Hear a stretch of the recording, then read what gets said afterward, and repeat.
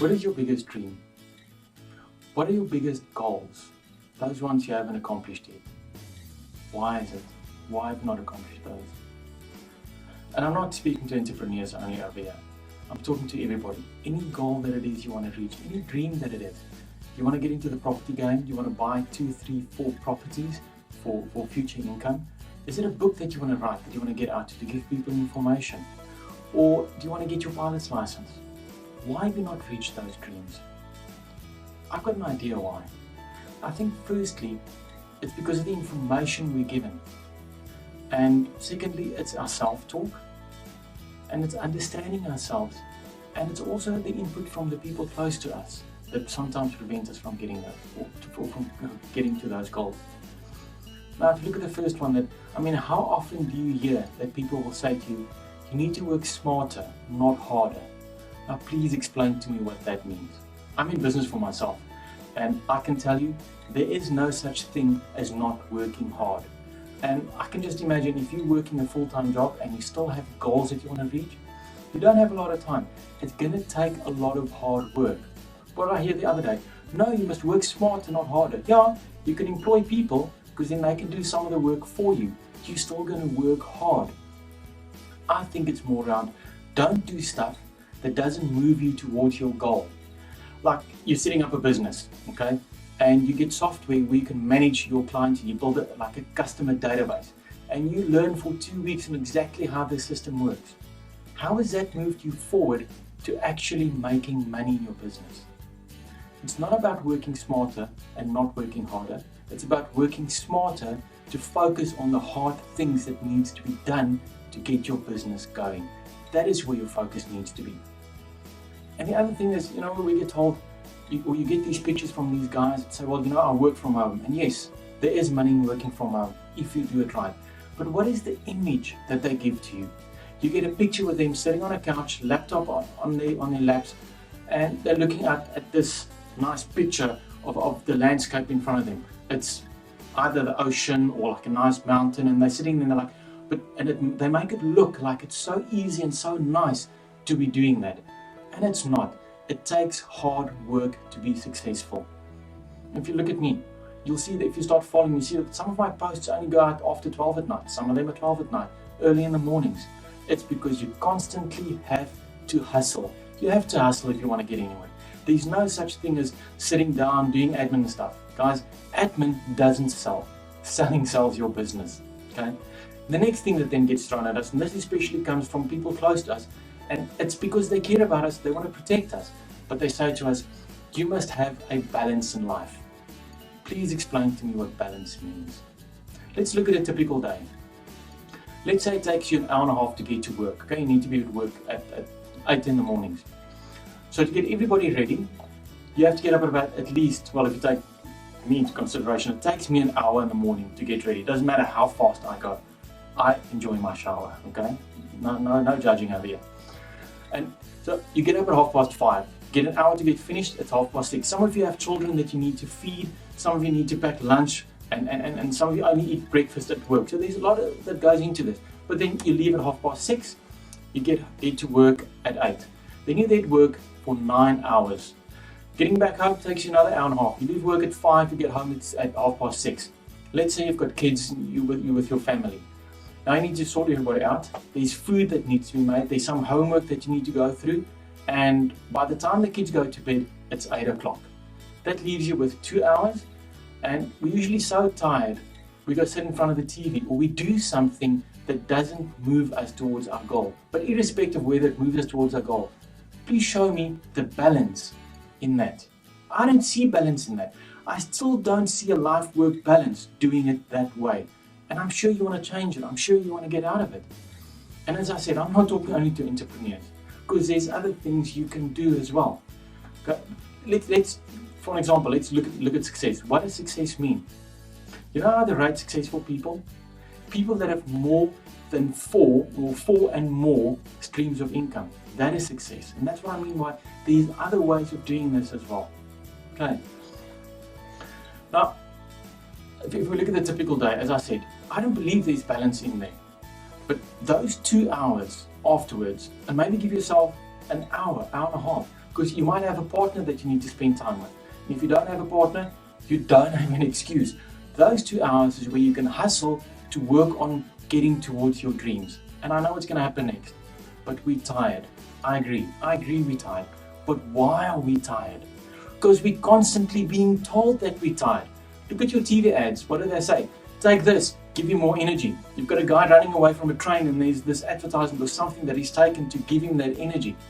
You speak to people, hey, how's your day? Oh, no, I am so tired. I work so hard. I'm so busy. We constantly hear how tired we should be, how tired we are.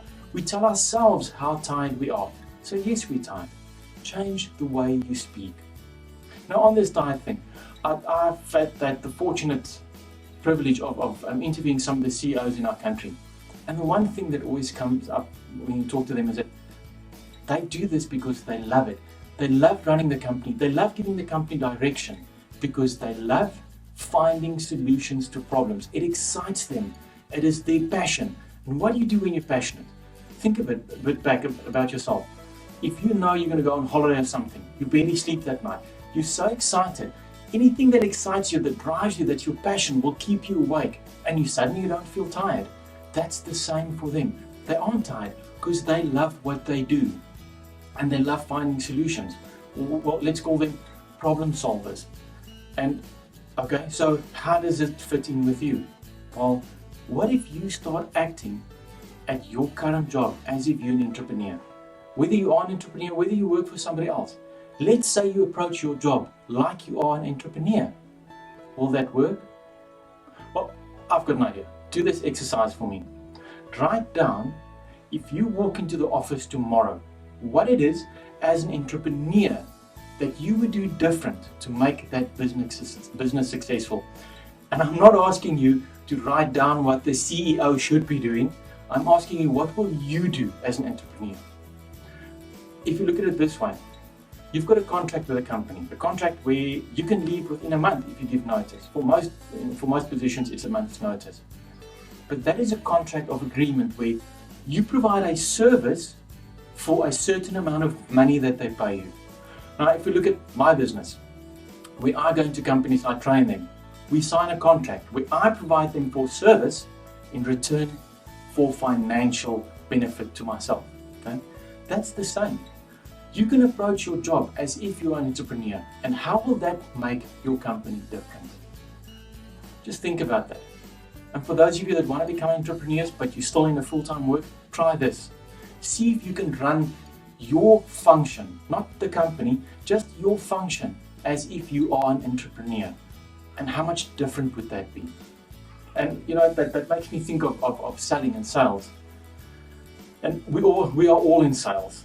We are all in sales, and I believe, in my view, that a salesperson is the one person that actually has the ability to take his job and run it as if he's a service provider, as if he's an entrepreneur. Why? Because a salesperson is not limited on their salary. I read an interesting thing, I think about 2 days ago. It's somebody that wrote about how come financial managers get a fixed salary. Let's say the guy gets 60,000 Rand a month. He gets quite a high salary. The salesperson gets a limited salary, a little bit, a basic salary, a small little basic salary, and then they start comparing the two job roles about how it's the salesperson that actually brings in the money for the company. I get it, okay? But if you're that good as a salesperson, why do you even bother about a salary? Why do you even work for the company? If you are that good, if you are a salesperson, you can sell. So why don't you resign, sign a contract with this company, become a contractor for them, and then sell to them? Why does it matter what the financial manager earns? He's there for a reason, for a job to perform. Salespeople shouldn't be looking at a salary. And if you want to turn that completely around, we are all in sales. It doesn't matter how you look at it. If you look at a relationship, if you meet somebody new, you're there to sell yourself to them. But in a 40-year relationship, you're still there to sell to that person. Why not? Well, otherwise it'll end in divorce. It's because we stop selling ourselves to the other person. We're always in sales. If you go into a meeting room and you've got an idea or concept, you are in sales. However you look at it, you sell. But getting back to those salespeople, I think you have the biggest opportunity in the market to define your salary, not having to worry about a basic. Just think about that. Think about approaching that job as an entrepreneur. But just on that whole entrepreneur thing, let's look at taking blame. What do we often do? You know what? We blame. We give the ability to fix a problem away when we blame. We don't take responsibility because it's easier. I can actually explain to you why it's easier. If you look at the function of the brain, now the brain has only got a limited amount of energy. If you look at the fuel pipe when you put petrol into a car, that fuel pipe's only that thick. It can only take a certain amount of fuel that can flow through there. It's the same with your brain. It has to share the glucose in your body with the rest of all your other organs and your muscles. So there's only a certain amount that can flow to your brain. What the brain does is when it receives a problem, it is easier for the brain to focus on the problem. It takes less energy to focus on that problem than to focus on a solution. Why is that? Because the solution is unknown. You now need to start using your brain and start looking at different activities, things that happen at different times, trying to find a solution. If you focus on the problem, it's right in front of you and it's easy to just focus on the problem. But as an entrepreneur, you can't do that. You cannot blame. You now have to take responsibility for what you do. And I think I've covered mostly of the items that I think people throw at us and why we're not successful and what holds us back and why we stop. Because the information we get is incorrect. It's also, we're being told that have a life-work balance. Work from home, it's easy. Look how easy it is. And that's not the truth. Okay? But there's some other factors as well that I want to discuss. What about motivation? Where does motivation come from? We think that we can get motivated by listening to somebody else. It's not going to work. Motivation is an internal thing. It's the easy way to explain this to you. Let's say motivation was an external thing.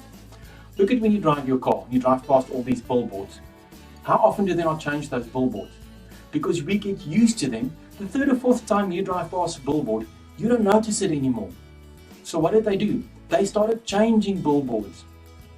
They started putting lights on them, so now you can see them at night. Now it looks a bit different. Then they put up these big screens where they put advertising onto, so it attracts your attention. Then they started with the billboards. They started changing the shape. You would have a bicycle wheel sticking out or a rocket that's not part of the standard shape. And what was the next step? They're now putting in digital billboards. That changes, that run more than one ad. Why? We get used to it. The same with external motivation. You can only listen to the same thing so many times to motivate you. Motivation comes from inside. It starts with you. Okay? Please remember that. And I think I have to mention this. I thought I'll leave it, but I have to mention this. Let's talk about money. Because this is one of the other things why people don't go for their dreams. Because what are you being told? Money is not important. You shouldn't sell your soul for money. Yes, money is not that important. But you need money. You need money to go on vacation. You need money to pay for your children's school fees. You need money to eat. In my life, I went through a stage where I could only afford to eat every second night. And that meal was 1 slice of bread and 4 fish fingers every second day. If you have never been hungry, if you've never walked around every second day for a day and a half with hunger pains, you don't know what it's hungry. You do not know what the value of money is. Don't sell your soul. But don't get stuck in this whole thing that money is not important, it doesn't matter. It does. If you want a good life, if you want to be able to help other people, you need money. You can't help somebody else if you can't give them money. Why? You can give them food, but you need money to buy that food for them. You can give them shelter, you need money to buy that shelter. Money is something that was created by our society, but it's a fact of life. It's not the only thing, but it's a tool that you need to get where you want to be. Okay, I'm gonna close off with this. I want to ask you to please not be average. Tell me, how important are you? How do you want other people to treat you? Do you want to be treated like a king or queen? Is that what you expect? Do me this exercise. I want you to write down for me how you want other people to treat you. What is your requirements? What do you want them to say to you? How do you want them to speak to you? What do you want from them? Write that down for me.